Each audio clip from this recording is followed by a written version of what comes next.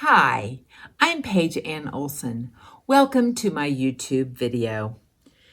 As you can see, I have the Easy Quilt. The batting is already cut. I have not attached it yet. I will show you how to do that in this video, how to sandwich the whole thing, including the back. And I'm going to spray baste it. And then I'm going to show you a very simple beginning pattern, quilt pattern to do on your domestic machine. And then we'll work on the binding to get the quilt finished. So I hope you'll join me for the last part of this series. Okay, so a couple of things. There are many brands of batting, different kinds, different lofts. And so I typically buy what's called warm and white. I can get this at my big box store here where I live. I don't have a lot of options for buying batting. And so I found that this product works really well. It's a cotton poly blend and I really like it. It washes beautifully. I like the white, and the reason I like the white is sometimes if you've got a lot of white sashing in your quilt or a white backing or a lot of white on top, the cream kind of makes it look dingy, where the white is really nice. This happens to be a full-size package. You don't need a full size for this quilt. Full size, this is 90 by 96 inches. It's way bigger than I need. But I just wanted to show you what it looked like. I typically buy my batting by the roll online.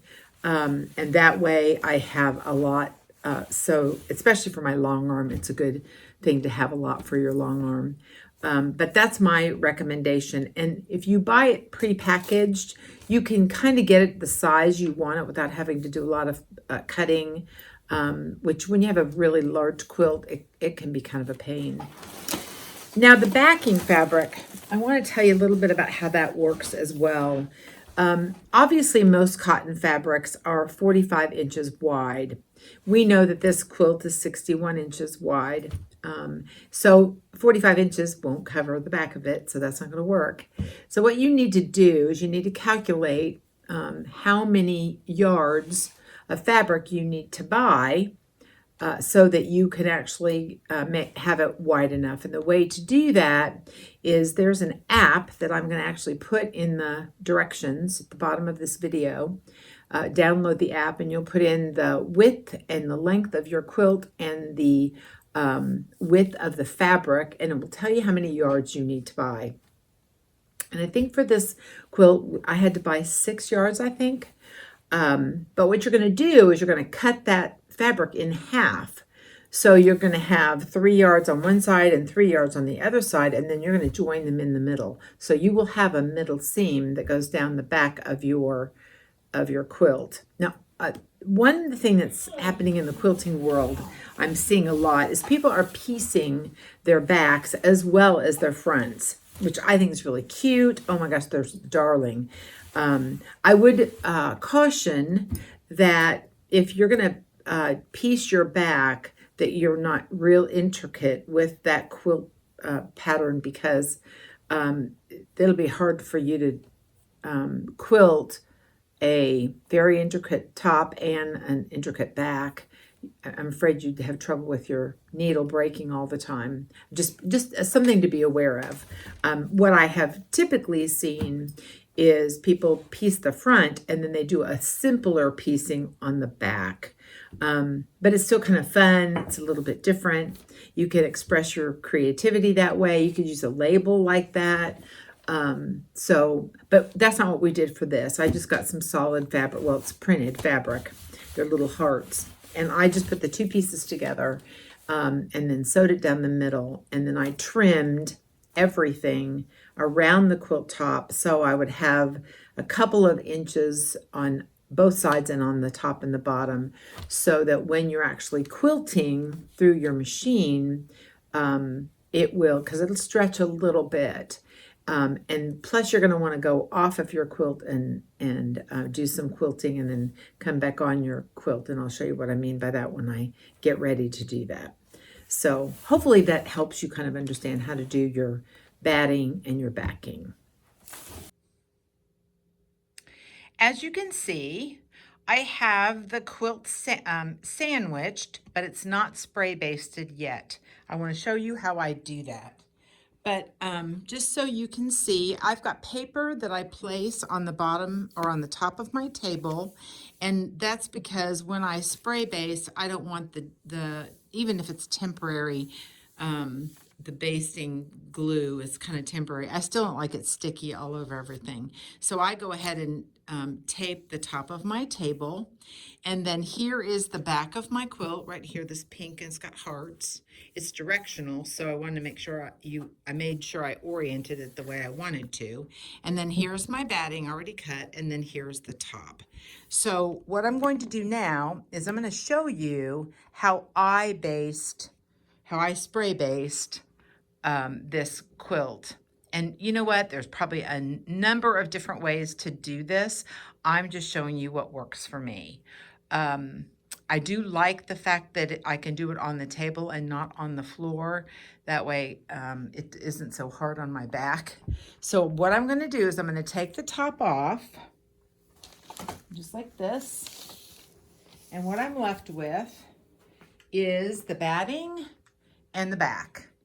And so I'm going to start with the back.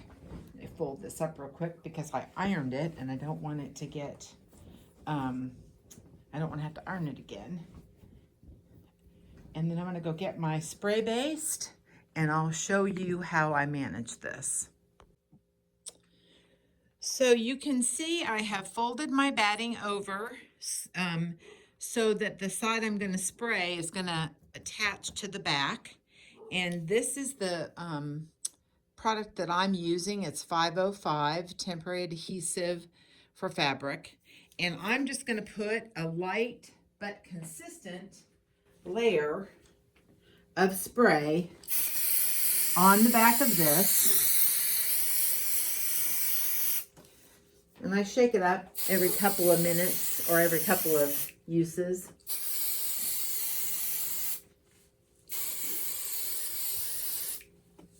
There. And then I'm going to lift this over. And now that part, little section that I did, will stick. Now this stuff lasts a while. So this will last through our quilting process. And so you don't have to worry. You can replace it if you mess it up. So that's not a problem. So now what I'm going to do is I'm going to bring all of this over here.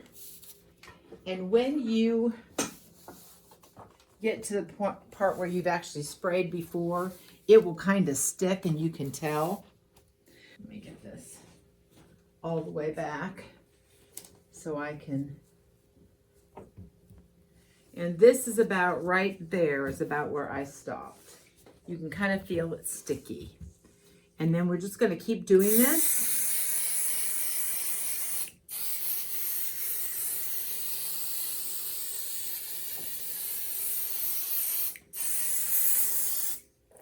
All the way back, or all the way to the side.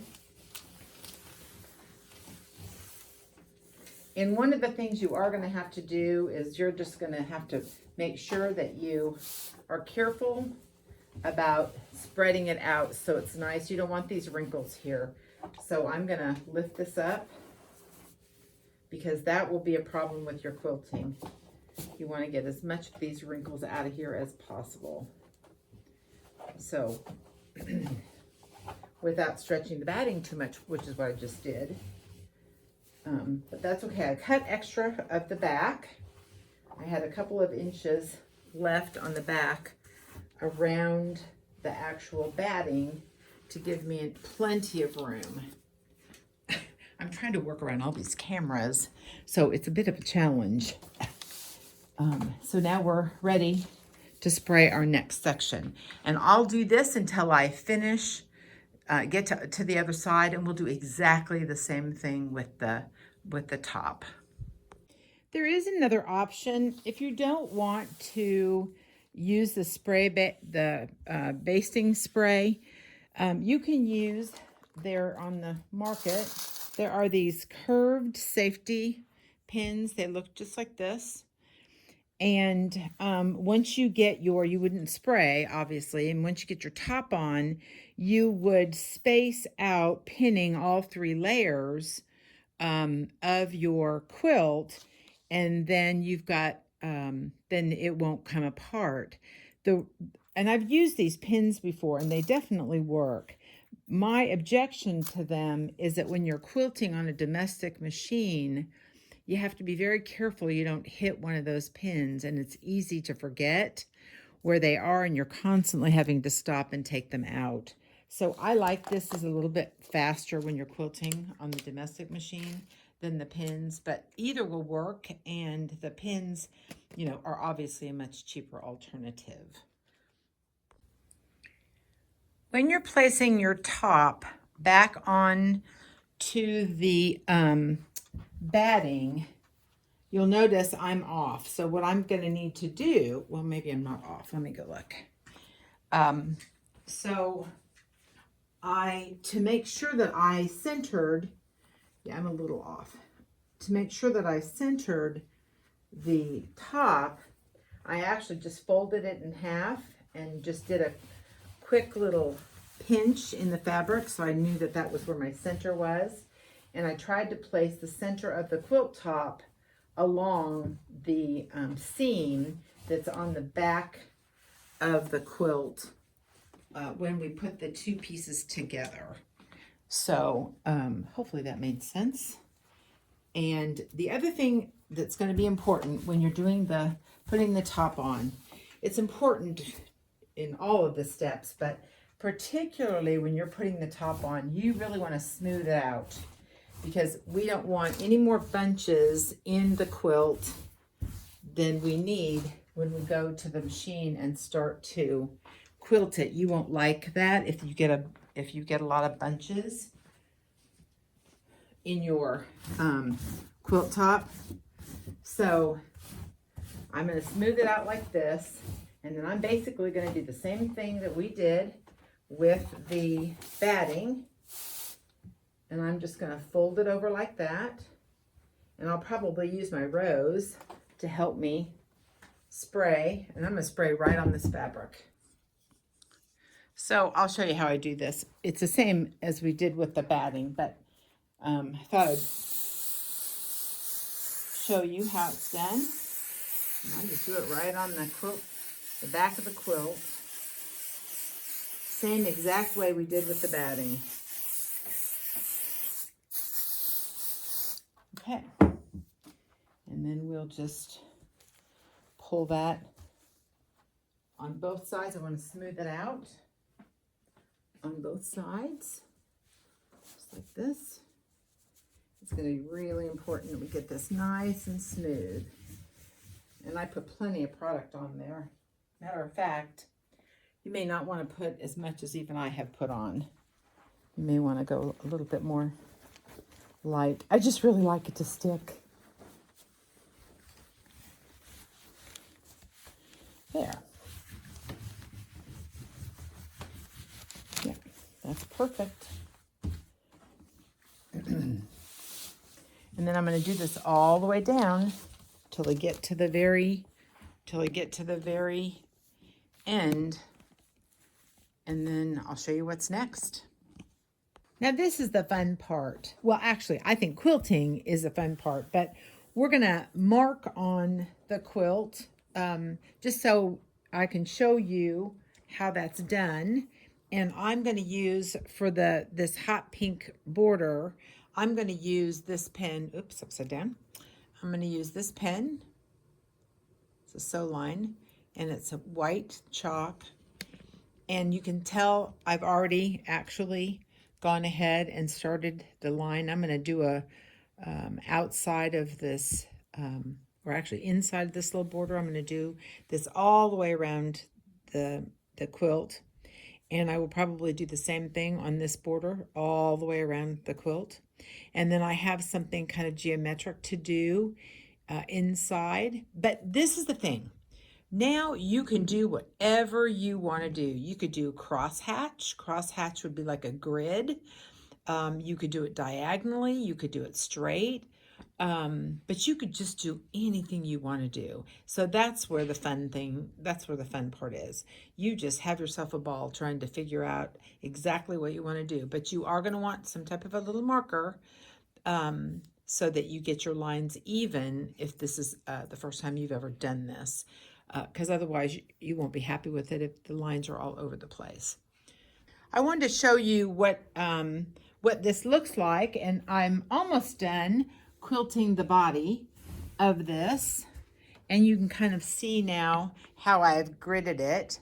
I actually used my dual foot. I'm not sure you can see. Let me go a little bit closer so you can kind of see what that looks like right there. And the reason I use this foot is because it has the ability to put pressure on the top, and the feed dogs put pressure underneath, and it helps me get a really nice even line. If you actually have a walking foot, it will do basically the same kind of thing. But it's really, and you can see where I have marked my quilt, and I actually changed and decided to use this heat soluble marker that comes off with my iron. The sew line is great for dark fabrics because it's white, but you have to remove that with water, and I didn't want to I didn't want to spray this whole thing when I'm done quilting it. I like to just press it. Now what's left after I'm done with this grid is I'm going to have to do something with the borders right here. Well, I'm not sure. You can see this is my border, and I'm not sure yet what I'm going to do, but I'm going to think about it, and I will let you know what I decide. And once I get that done, once I make a decision about the border, then my quilt will be done, and we just have to cut off the excess and put the binding on. I thought it might be fun to show you how I ended up doing my borders. So I took a water-soluble pen, and I marked all along the borders 3.5-inch blocks. And then, and you can tell each block, and then I put a big X on the inside of each one. And this is preparing me to quilt something called an orange peel. And you can kind of see, here is the peel of the orange. If you can kind of see the loop, kind of looks like a big flower, but it's an orange peel.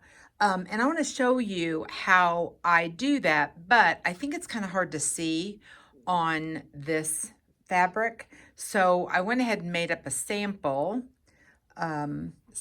sandwich, and I'm going to show you how I do it on the sample, which is going to be right here. And it's basically, I did it black, so I thought it might be easy for you to see, and I just marked it out the same way I did it on my quilt. And I'm going to use the color thread I'm using by Glide is called Azalea.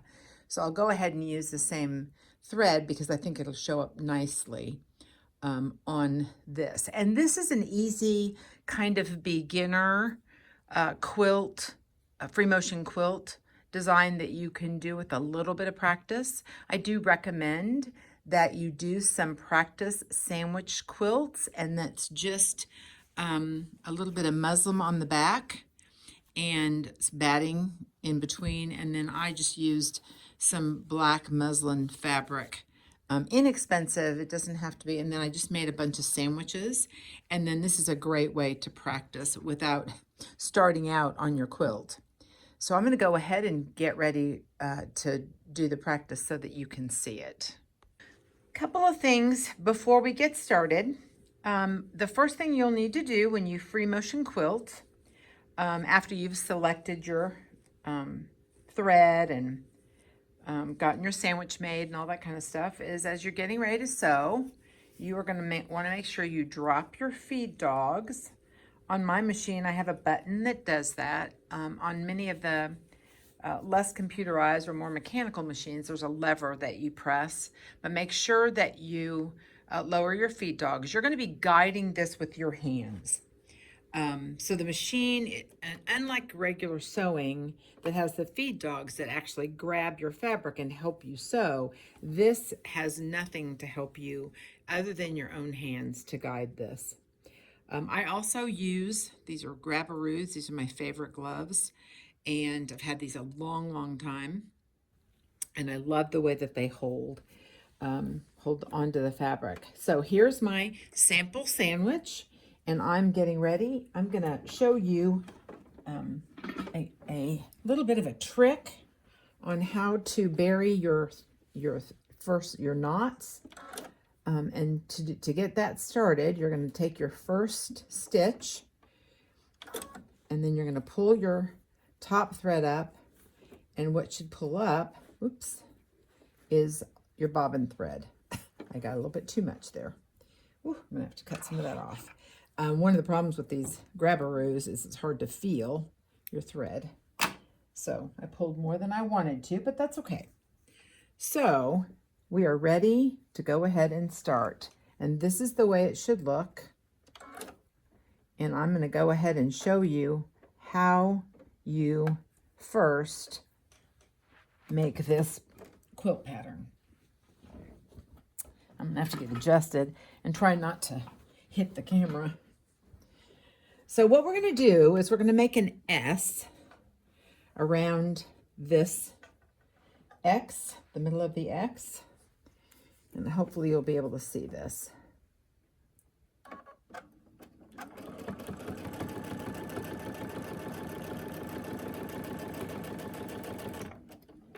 See that X? Hopefully you can see that. And then we're going to go around the X again, trying to capture that in the middle. And then there's my next loop. It's a little cattywampus. I'm a little crooked here. And we're going to do another S.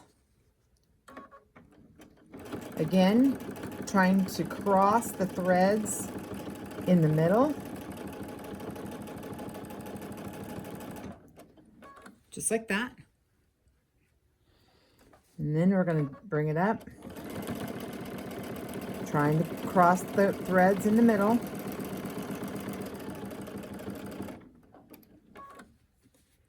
And that is not a very good job, but it gives you the idea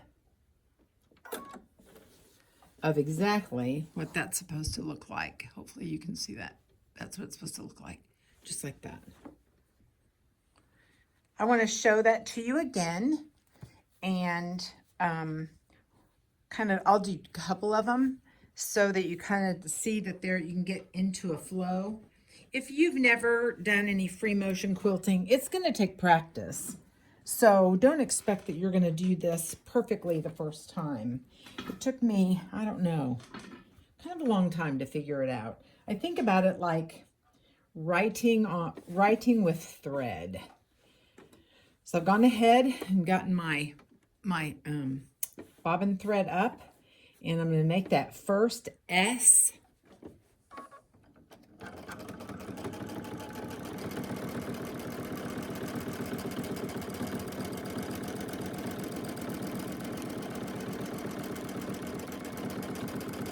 I'm going to make a second S, trying to join those threads as much as I can in the middle, stopping where I started. And I'm only going to do this so that you can kind of see how it works.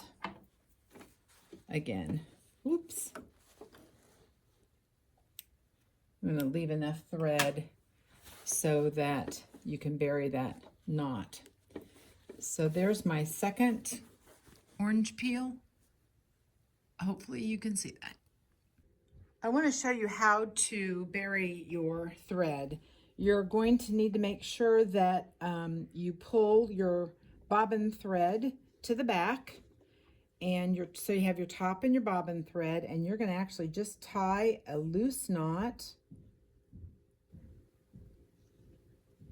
just like this.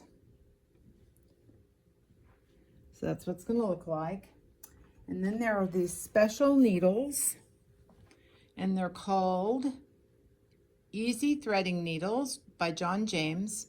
I don't know if you can tell, but the top of the needle is open because you're gonna use that top of that head of that needle, and you're gonna take your thread and you're gonna gently put it in that notch. So so it should be just like that. And then you're gonna take your needle, try to put it back into that hole, and you're gonna bury that knot in your batting. So you wanna make sure the needle doesn't show up on the other side. I can tell by feeling it that it's not. Oops. And then pull it through and give it a gentle tug, and you can usually feel the knot. And then just pull that out and then cut it off. Just like that. And it makes a nice, clean, not a bunch of buildup. It is a little time consuming to do that. And obviously when you do a line of quilting, we would keep going. We wouldn't stop after every block. I'm only doing that to show you how to bury the thread. So normally what we would do is we'd go ahead and do this and then keep going and keep going.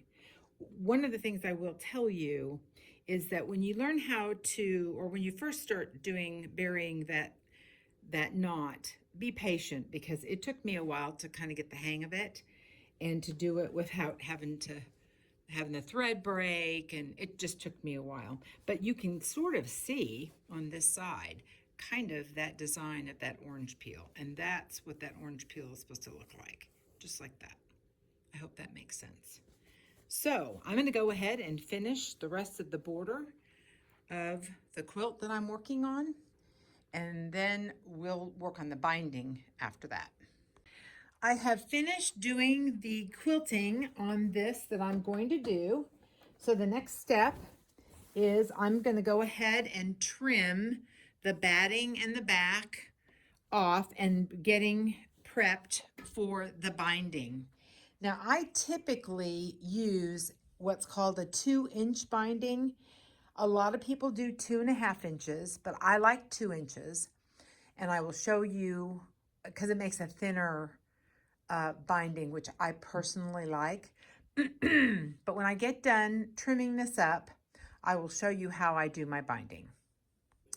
As you can see, I have trimmed all 4 sides of the quilt. So what I have left is about 1/4 of an inch from that seam right there. And that's good because we're going to use, the binding is going to cover up that seam. But I'm going to serge the edge of this because I have a serger, I like the way that holds the quilt together while I'm putting the binding on. But you can use your zigzag on your domestic machine if you don't have a serger. And like I said, I really like the way it lays better with the binding, especially since I'm only going to do a 2-inch binding. So because it's a little bit more narrow, the serging or the zigzag helps really flatten out the edge of the quilt.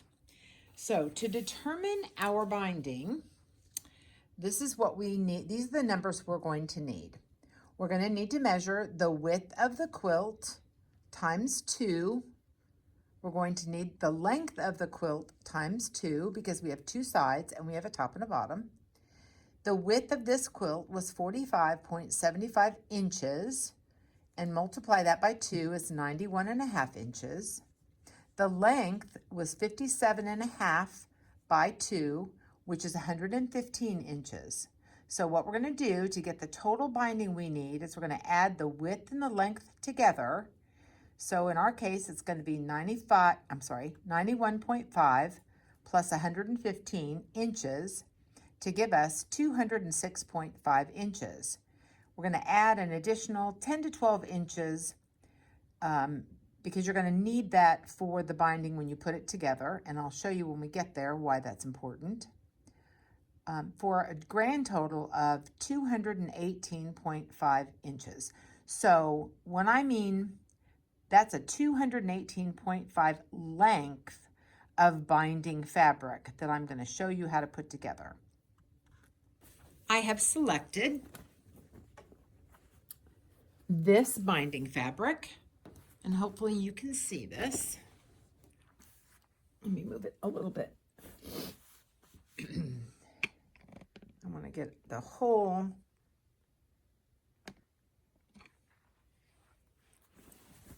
I want you to see the selvage part.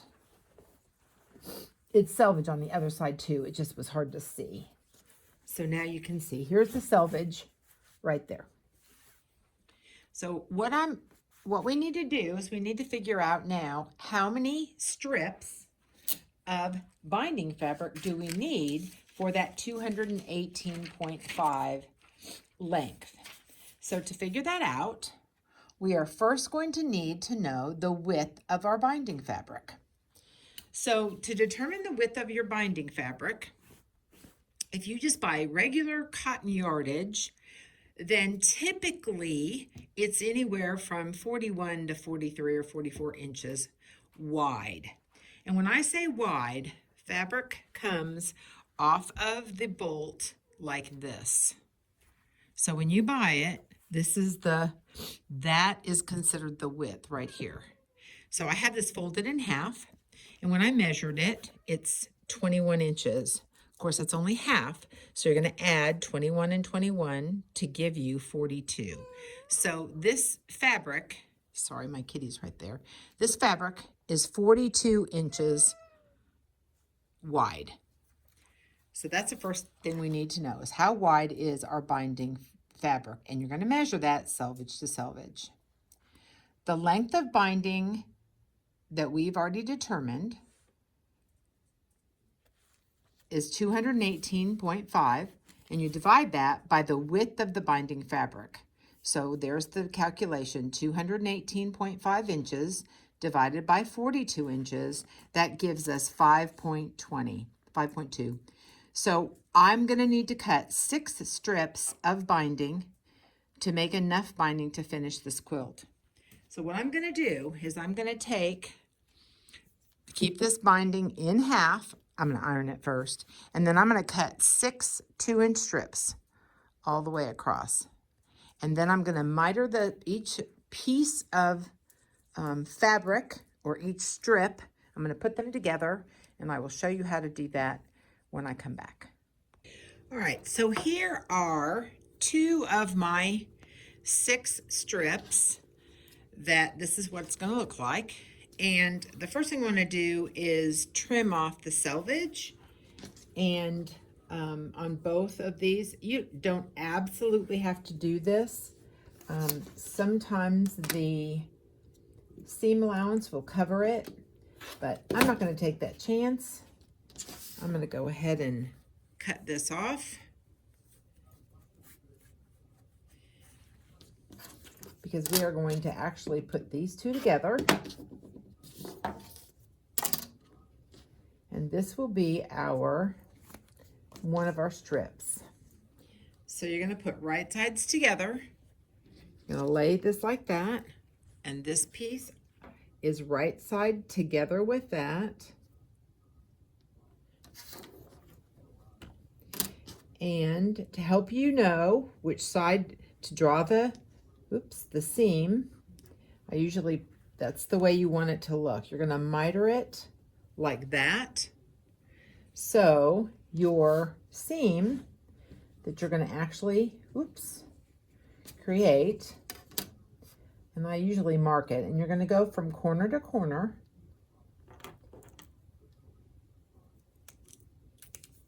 With your heat soluble or water soluble pen or your chalk pencil.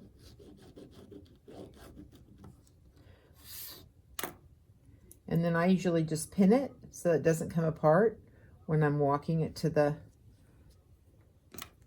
sewing machine. I'll go ahead and show you exactly what that's going to look like at the sewing machine.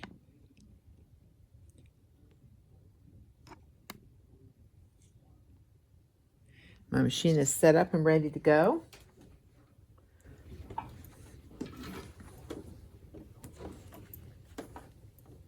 And I actually have my J foot on, and I have my length at 1.8. I like a small length when I'm actually piecing. It is a little bit of a pain if you have to rip it out, but it holds much nicer. And certain fabrics, and I usually will hold my top over just to make sure I get right down into that corner edge.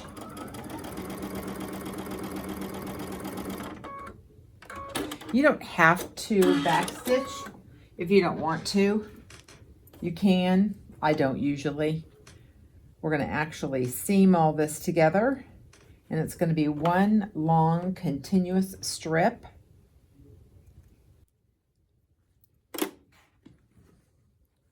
And this is what it's going to look like. Then we're going to open it up. That's what it should look like. But I'm going to go and cut this off, about leaving myself about 1/4 of an inch, and then I press these seams open on this particular on the binding. So what you're going to do is you're just going to put all 6 of your strips together, and once I have done that, I'll come back and show you what the next step will be. Here is my binding. It's all in one long strip like that. Now what you're going to do with the binding is you're going to actually fold it in half, just like I have started for you so I could show it to you. You're going to just fold it in half and press it all the way along to the length of the binding, and the whole thing is going to end up being this size. And you're going to do that next before we actually attach it to the quilt. But I wanted to show you how my quilt looks with the serged edges. And again, you know what? This will work with zigzag as well. So one of the things about a serger is it doesn't do knots. And so normally I would just take a needle and thread and I would do a little knot, but I don't really want to do that with this, because this is going to be where my mitered corners of my binding is going to be, and it gets really thick there, so I don't want an additional knot. So what I'm going to do is I'm actually going to cut this thread, this extra thread off, and I'm going to put some Elmer's glue right there on the edge, and that will keep it, the thread from fraying or undoing, if you will, while I'm preparing my binding. You know, obviously you could keep a quilt like this and not bind it for a while, and if you glue that little edge, the thread won't come undone. But that's just a little trick that I'm going to go ahead and do, just in case you wanted to do the same thing. Here is my binding ready to be put on my quilt, and we're going to attach it to the front of the quilt, and I've already started that process. You can use pins or clips, either one, but I'm going to start by leaving a 10-inch, let me see if I can, I'm not sure I can check here. I'm going to show that to you. A 10-inch tail. And I'll explain when we get around to the other side why I'm doing that. So I'm going to start stitching here using my 1/4 foot, and I'm going to go ahead because I want to show you how to do the corners, or one of the corners anyway. So we're going to start kind of where that first clip is, and I'm going to move this over so that you can see it.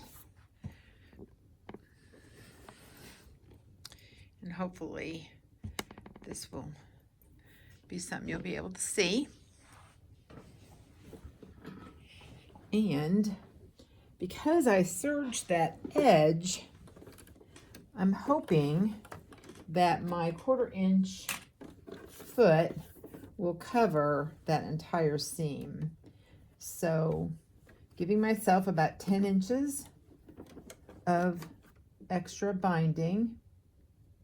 I'm going to go ahead using a 1.8 inch length.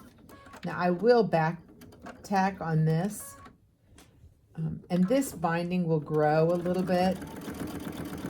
So I don't typically clip it or use these clips all the way around because it grows and I end up just kind of wasting time. So I kind of do it just to start. So you can kind of tell it grows a little bit. It's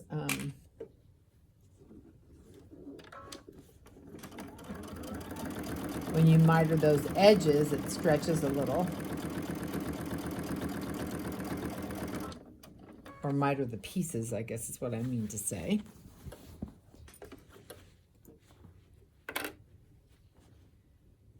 So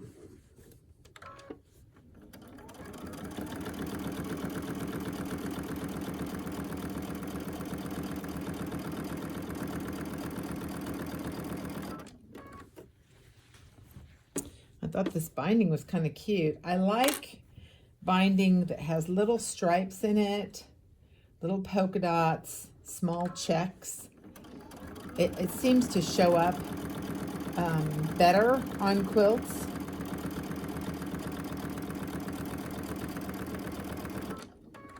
So I kind of like the little polka dots. I'm not sure you can tell that's what they are, but that's what they are.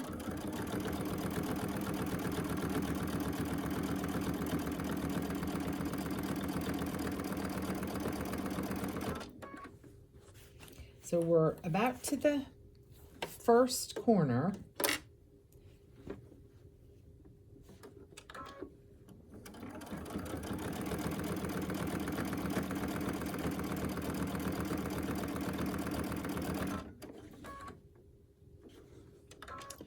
Oh, I almost got the seam in my binding in that corner, which that can happen. And when it does, it is just really a thick corner. So if you can avoid that, that's what you want to do. So I'm going to take my binding, hopefully you can see this, and I'm going to do a fold in the binding. And I want to fold that a 90-degree angle right to the corner of the quilt, because I'm going to actually sew just right before that fold. And I'm going to then stop. I'm going to do back stitch.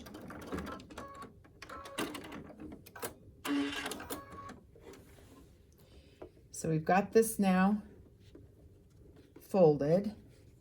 So to finish this corner, we're going to fold it back down on itself like this. Hopefully you can see that okay. And then I'm going to put a clip in it just so I can show it to you. So you can see this is what it's supposed to look like, just like that. And then I'm going to start right where I can feel that thickness. I'm going to put my finger right there. See that kind of fold? I'm going to start right there and stitch that corner. That's going to make our corners, give our corners a nice mitered corner. And what that will do on the other side when we flip it over, it gives us a really pretty crisp fold. Oops, a little bit too far, or not far enough. And just a little bit.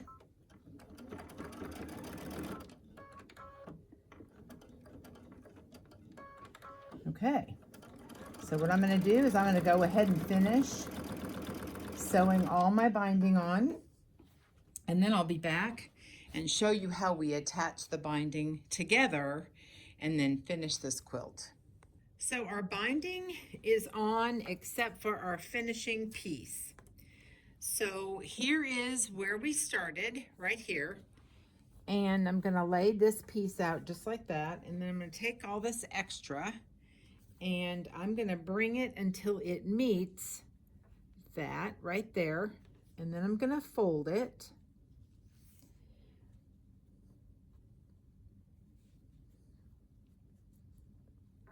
And then, because this is a 2-inch binding, and what I mean by that is the width of this, remember we cut the strips, 6 of them. Well, I can't open this at all because I pressed it so hard.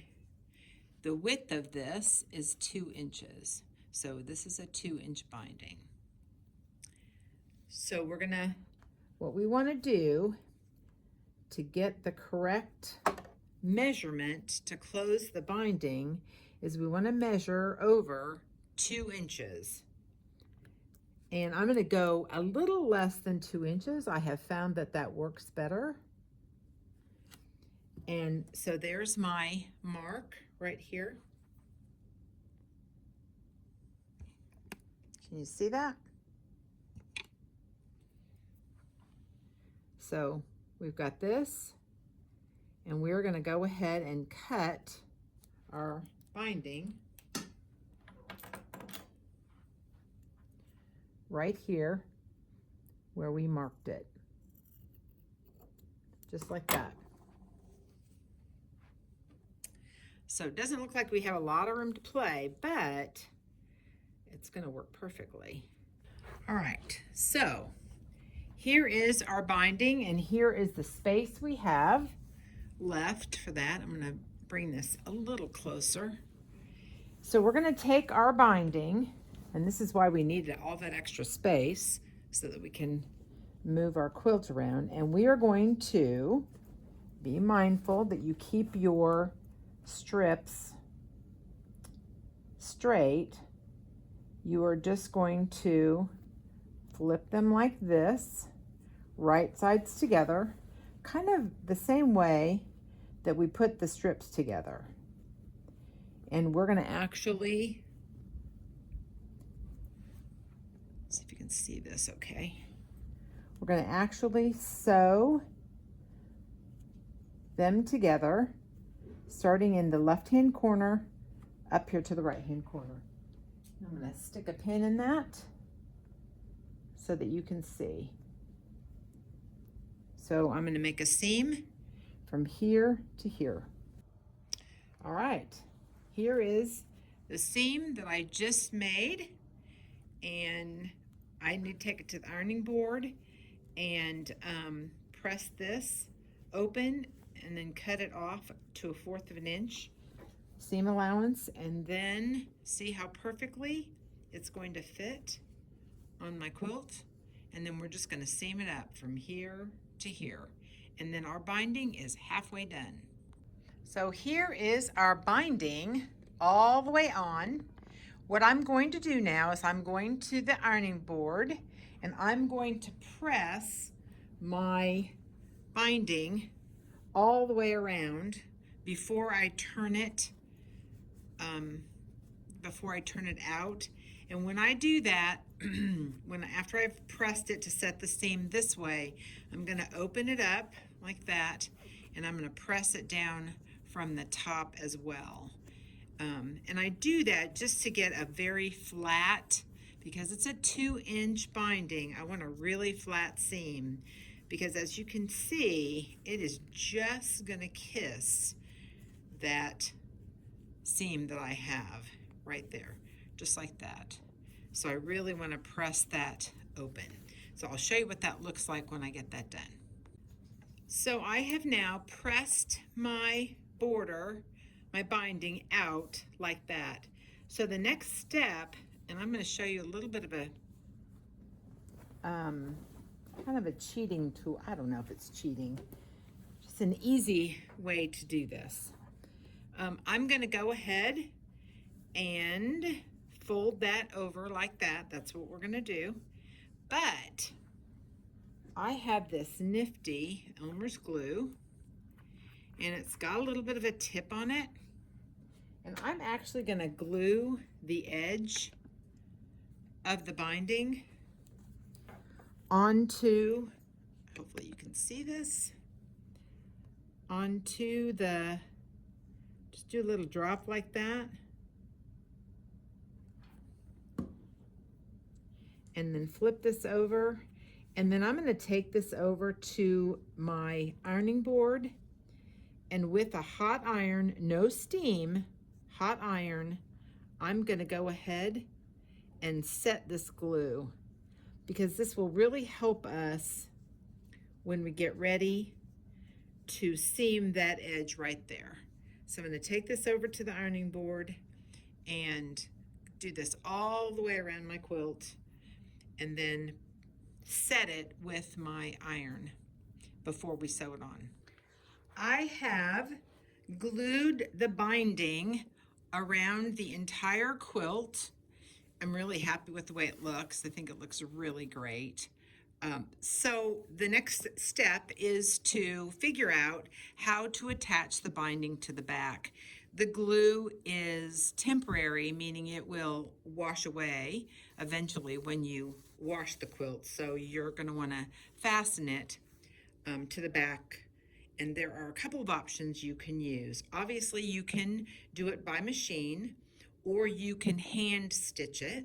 I'm going to do this by machine. I'm going to do this on the front, and I'm going to go in about 1/8 of an inch probably, so that I can make sure that I capture the back, because it's so narrow.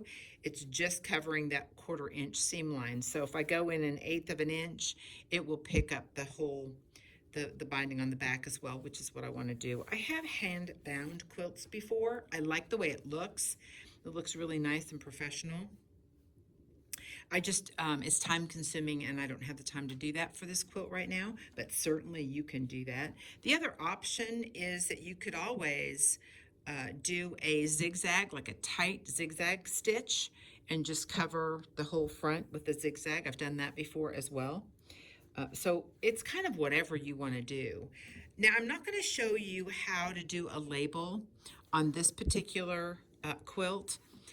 I am going to I'm going to do a video on labels, but just so you know, I am part of a club for a company that's called Sweetwater, and I have a subscription, and they send me with my name quilt labels, and well, I'll show you one.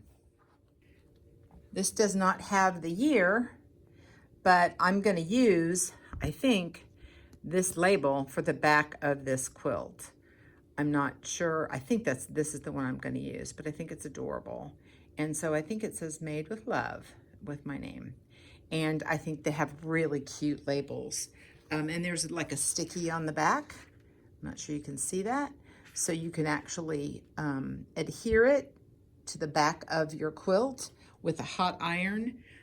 I recommend, though, that you don't just do that, that you would need to stitch it as well, you know, around here. If you don't do that, I'm afraid over time your label would come off, and you don't want to do that. So once I'm finished with the binding, we are done with our quilt. Yay! And hope you have enjoyed this process and worked along with me. So this is what you can make from your stash to completed quilt. The only thing I bought was the border, because I didn't have a border that matched. Everything else, oh, and the back. Everything else came from my shop. So if you have some stash laying around, you can make a quick and easy quilt as well. This feels really stiff to me. I don't pre-wash my fabrics before I make my quilts. So when I'm done, I like to wash them, and I don't want them to bleed. And of course, darker colors will bleed if you're not careful. So I'm gonna wash this quilt in cold on a gentle cycle, and I'm going to throw in a couple of these. They're called color catchers. There's another brand, I don't know what it is, but there's another brand. These are the only ones I've ever used. And the sheets, actually, if there is any kind of bleeding, the sheets will capture the bleeding and not put it on your quilt. You don't want to go to all that work and then have your quilt bleed. It's sad. I've had that happen. So if you have enjoyed this video, and hopefully you've made a quilt with me, I'd love to see pictures of that. Please give me a like, give me a thumbs up, subscribe to my channel so I can bring more of these to you. I'd love to know what's under your needle.